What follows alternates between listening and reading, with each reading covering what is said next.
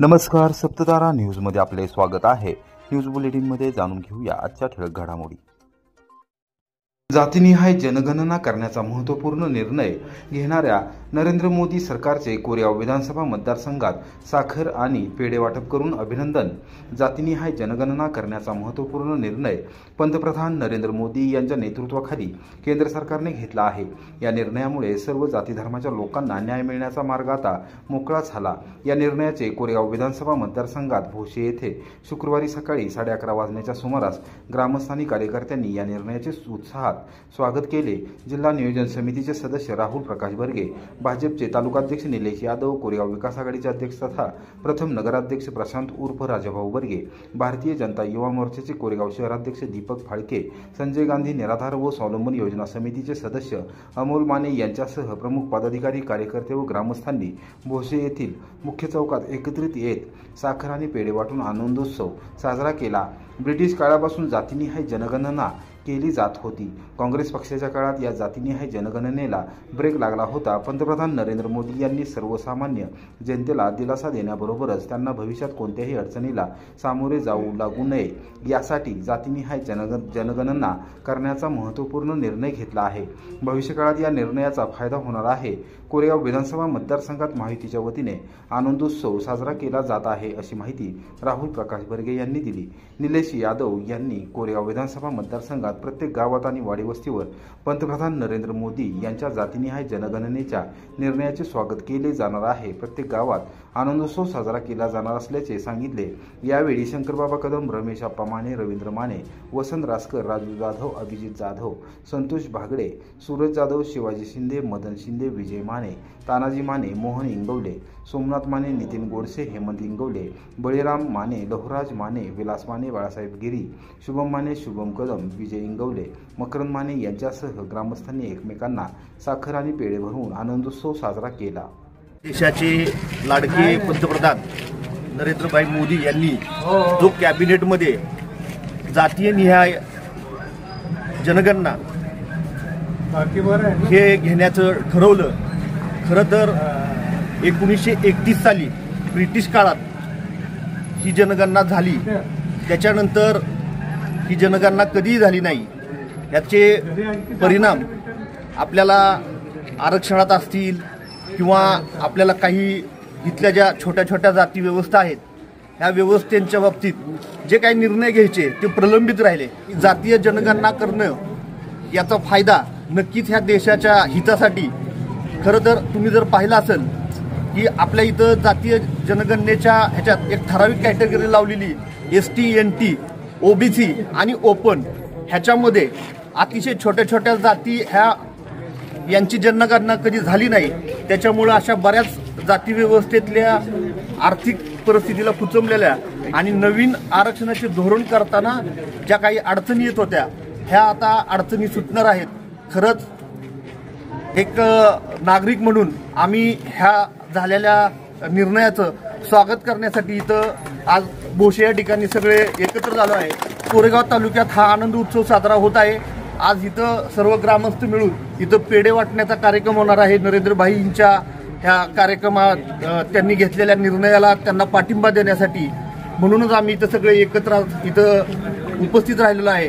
हाच कार्यक्रम अख्ख्या मतदारसंघामध्ये आता गावोगावी चालू आहे। भारतीय जनता पार्टी कोरेगाव तालुका यांच्या वतीनं देशाचे पंतप्रधान आदरणीय नरेंद्रजी मोदी यांनी जो ऐतिहासिक निर्णय परवा बुधवारी कॅबिनेटमध्ये घेतला की जातीनिहाय जनगणना, अतिशय याचा ऐतिहासिक निर्णय हा परवा झाला आणि सर्वसामान्य लोकांच्या हिताचा निर्णय झाला। आज खऱ्या अर्थानं ज्या जाती समाजामध्ये जवळजवळ 400 जाती आहेत, या जातींना खऱ्या अर्थानं आता न्याय भेटेल।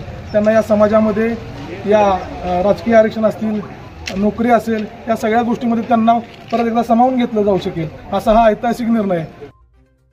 काश्मीरच्या पहलगाममध्ये झालेल्या भ्याड अतिरेकी हल्ल्याचा कोरेगावात मुस्लिम समाजाच्या वतीने निषेध। पाकिस्तान मुर्दाबादच्या घोषणांनी प्रांताधिकारी कार्यालय परिसर दुमदुमला।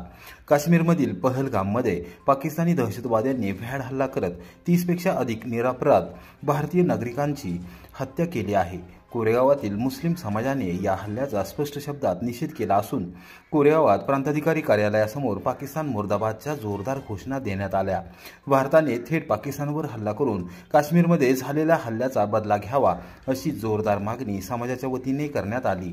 शुक्रवारी दुपारी 3 वाजता प्रांताधिकारी कार्यालयाच्या प्रवेशद्वारावर मुस्लिम समाजाच्या वतीने निषेध आंदोलन करण्यात आले।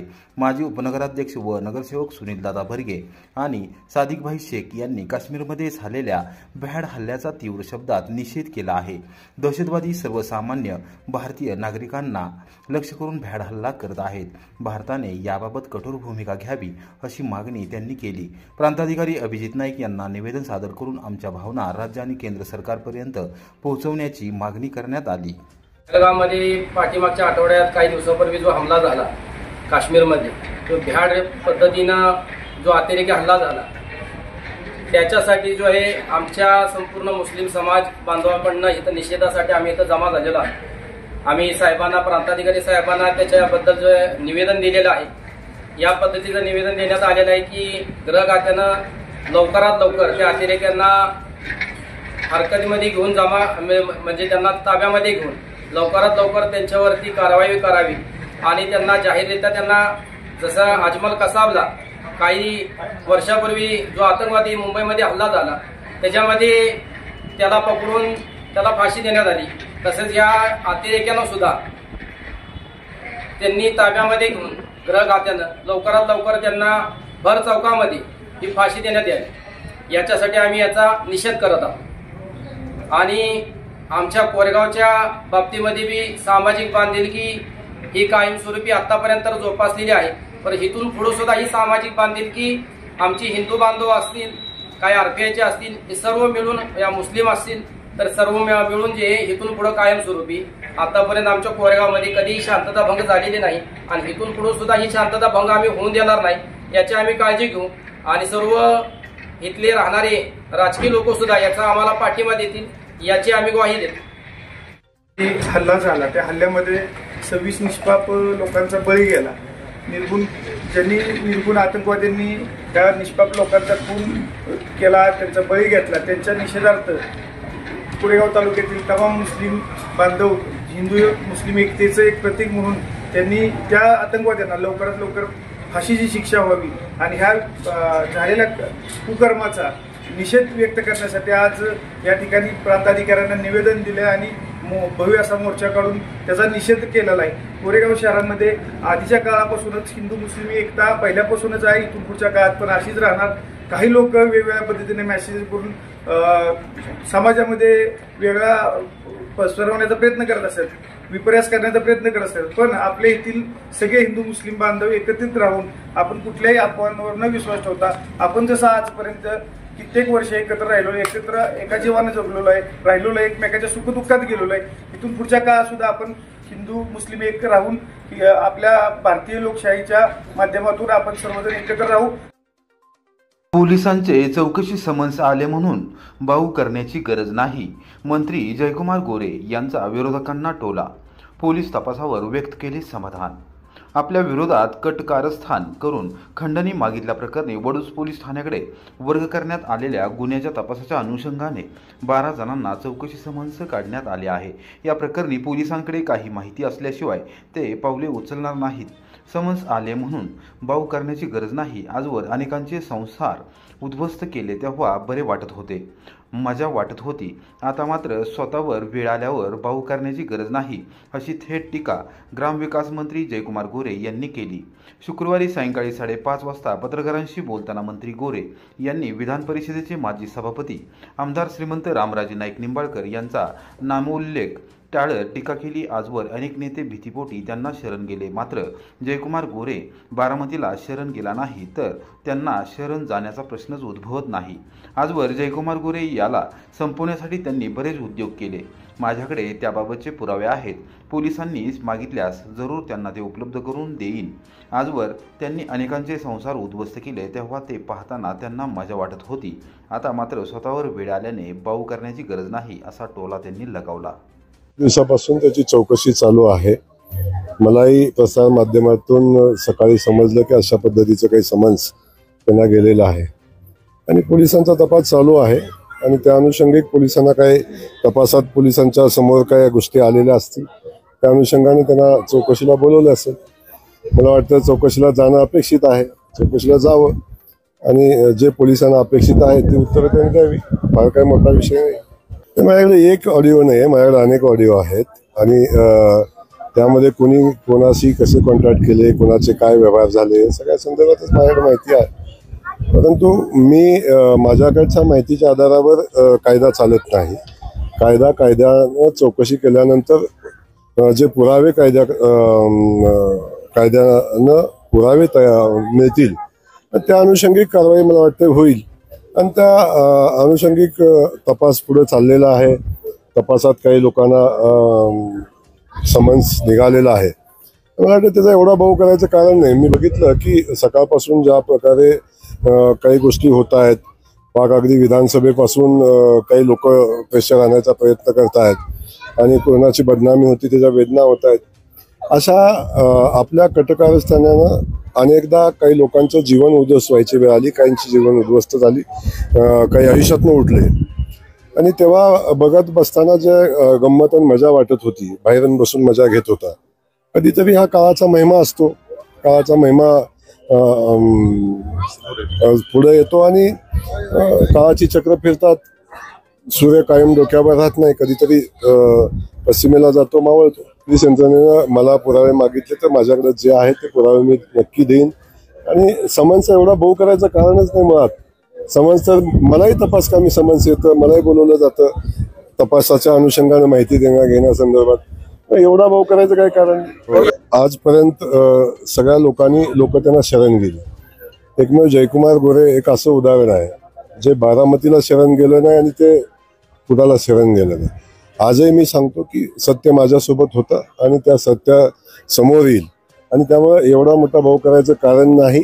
एक वेळ तर माझ्या खुनाची अगदी डायरेक्ट ऑफर दिली होती, त्यावेळी सुद्धा मी तो ऑडिओ पोलीस अधिकाऱ्यांच्याकडे दिलेला होता. त्यावेळी त्यांनी राजकीय प्रेशर, सभापती पदाचं प्रेशर वापरून ते प्रकरण त्यांनी दाबलं होतं.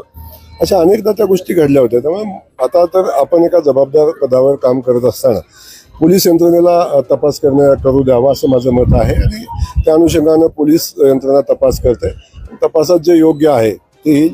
फक्त माझा कटाक्ष एवढाच राहील की तपास क्लिअर आणि नीट झाला पाहिजे आणि जे त्यात असतील त्यांच्यावर कारवाई झाली पाहिजे.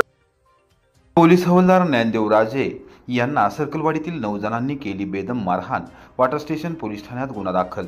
सर्कलवाडी येथे 25 एप्रिलच्या पहाटे झालेल्या अपघातात ज्येष्ठ नागरिकाचा चिरडून मृत्यू झाला होता. या अपघाताचा राग मनात धरून कार चालक असलेल्या पोलीस हवालदार ज्ञानदेव राजे यांना बेदम मारहाण करण्यात आली. या प्रकरणी वॉटर स्टेशन पोलीस ठाण्यात सर्कलवाडी येथील 9 जणांच्या विरोधात गुरुवारी रात्री उशिरा गुन्हा दाखल करण्यात आला आहे.